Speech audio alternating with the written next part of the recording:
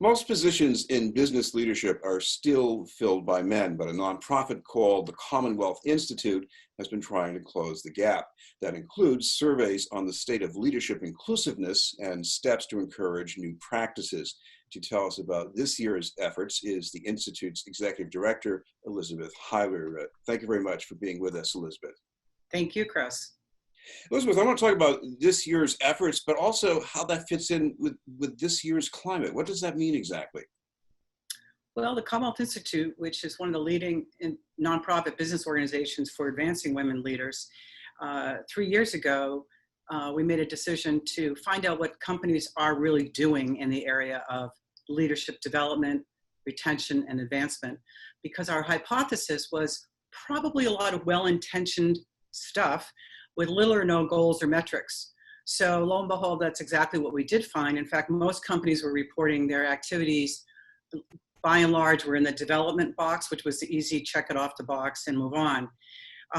So last year, and again this year, and particularly this year, the focus continues to be for all women, but we also focus on how companies are how companies are meeting the challenge and the obstacles around leadership development and advancement for women of color.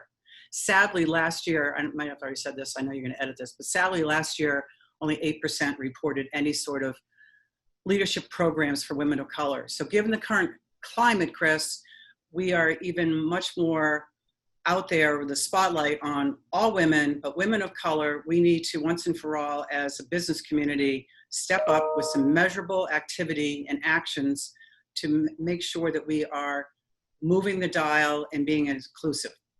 Well, inclusiveness usually comes across as fairness, but other than that, why is it important to have more women in leadership and women of color? Why it's more important? All the studies that are out there, from Catalyst to McKinsey, all the big 8 firms, there's much research around the fact that the more diverse your boards are, the more diverse your leadership teams are, the more productive and successful the business. So that is why last year we put forth a call to action to the companies. In addition to reporting on the results, we made a call to action to all the executives in Massachusetts saying, treat this like you would any other business imperative, and set yourself measurable goals, assess the environment internally and externally, and make sure that you are holding yourselves accountable. So the evidence is there. It is a business imperative. It's not a nice to do. So it's really, really important that we actually start making this happen and not just onesie twosies, as I think what you were referring to earlier. It's just, we really need to make some significant ground. You're talking about a pipeline for women in leadership. Now, I assume there has been a pipeline for men in leadership for quite a long time. So what would a pipeline for women be like if it's any different? Well, I think the nature of a pipeline remains the same for anyone. It's just looking at a company inside out, from the entry level up to the C-suite, and what's fair, what's equitable. And I think you will find, I know you will find it, to date, it's not equitable. But some companies have moved the dial, but it has to be more of a intentional activity and action. So when you're interviewing, when you're recruiting, when you're promoting, you need to have a lens towards all women, all people, obviously, but all women, and make sure that there's gender equity, racial equity, and wage equity. Well, I imagine it must also include things like mentoring or opportunities to acquire new skills too, right? Correct. And one of the things that the Commonwealth Institute offers our members, ranging from CEOs down to entry-level women leaders, we offer a number of leadership development programs that include mentorship. And again, when you look at the companies that responded the last 2 years, not a lot of activity in the mentorship or sponsorship, frankly, inside companies, because I think, or we think, it's hard to measure a mentor program that doesn't have built-in metrics. So as an example, typically if you ask a company, do you have a mentor program? The answer is yes. The next question, how's it going? I think it's going okay.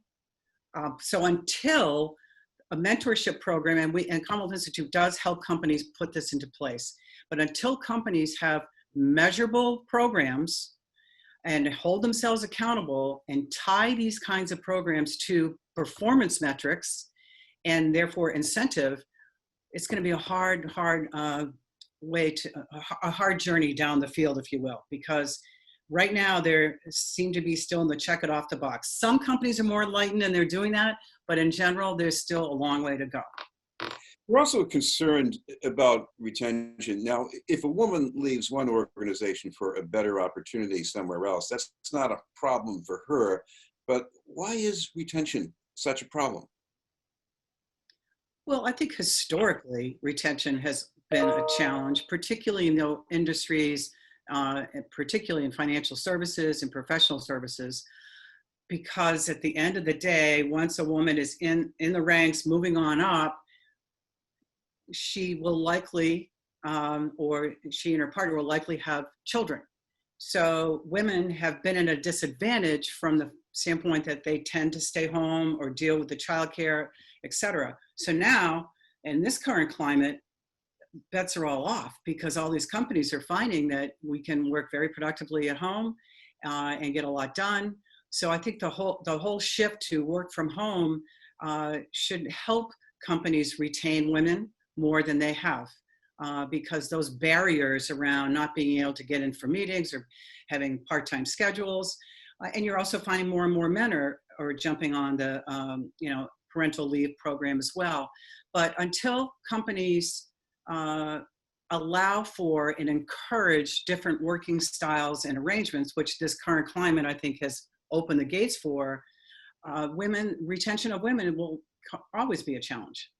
Well, that takes us back to the pipeline for men because at least in a very normal way over the years, it has been that a man who wants to be a leader is expected to work 80 hours a week and be on call 24/7. I mean, is that something that has to change maybe? Well, I think it has to change. Yes, it can change. It has to probably start with the intentional leadership from the top. In fact, recently we hosted a CEO roundtable with a number of our business partners and sponsors. And we wanted to get a temperature reading on, given the current climate, where do you stand on women's leadership? What's important? Is it still a priority? And thankfully the answer was yes, yes, and yes. The bigger issues that they're struggling with is now that companies are allowed to bring people back, whether it's 25%, whatever the percent is, companies need to be very intentional about who they're inviting back in. Because if they only invite, or typically if you have a married couple, heterosexual couple, the woman tends to be the one that stays home and manages the schooling and the daycare, all plus working. So one of our CEOs said, I want to make sure that all the white men don't come back in. So you really have to be, and by doing that, perpetuating the old boy network.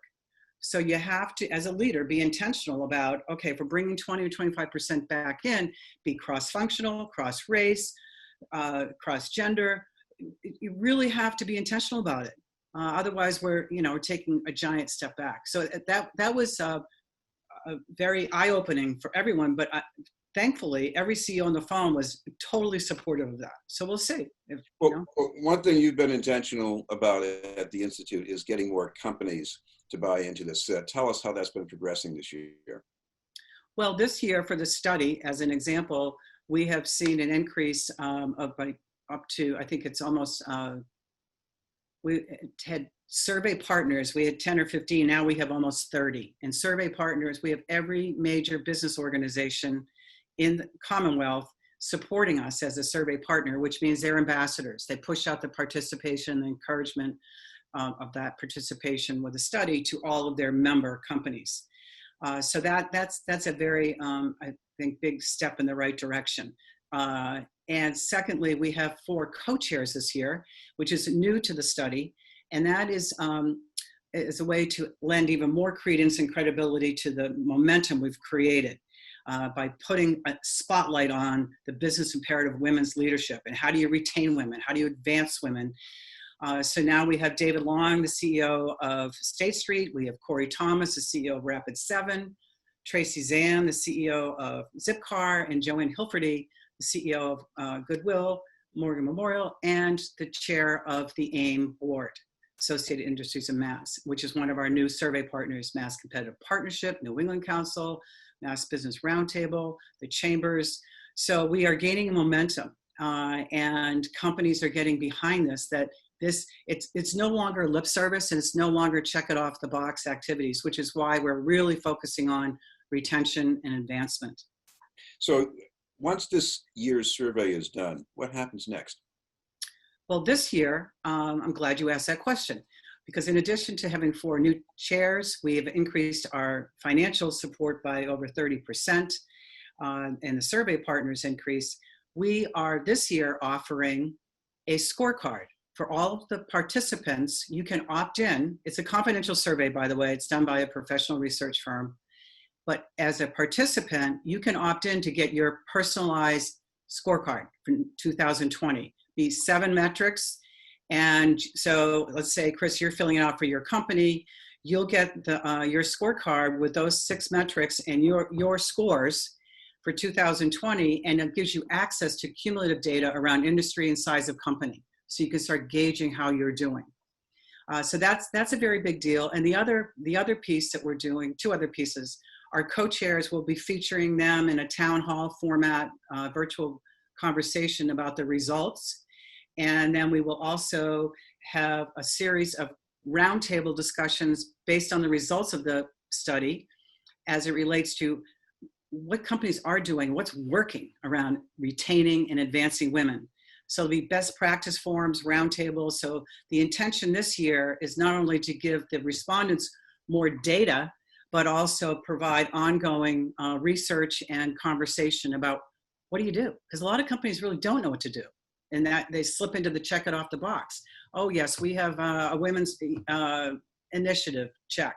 We send Susie to a leadership program, check. Those are all check it off the box. They're not necessarily being measured in terms of impact. Commonwealth Institute's about impact.